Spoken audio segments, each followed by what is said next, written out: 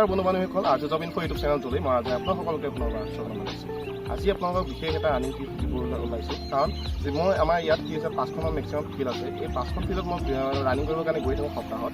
এই সপ্তাহত গৈ থকা মই ফিল্ডখনত মানে গৈ পাই গম পাইছোঁ যে কি কৈছে, বহুত কিছুমান ল'ৰা বা ছোৱালী হয়, ল'ৰা হ'লে 3200 মিটাৰ মানে সপ্তাহত ৰানিং কৰিয়ে থাকে, 3200 কৰি থাকে, 3200 কৰি থাকে, আৰু ছোৱালীবিলাকো ঠিক তেনেকৈ 1600 মিটাৰ ৰানিং আৰু 1600 মিটাৰ ৰানিঙে কৰি থাকে, ৰেগুলাৰ কৰি থাকে। সেইকাৰণে কি হয়, টাইমিংটো মানে ইম্প্ৰুভ নহয়।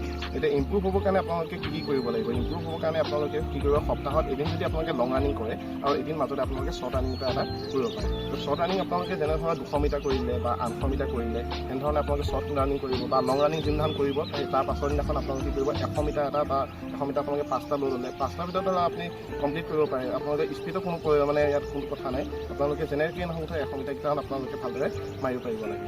ইমানখিনি আপোনালোকে যদি মাৰে, তেতিয়াহ'লে আপোনালোকে টাইমিংটো অকণমান ইম্প্ৰুভমেণ্ট থাকে।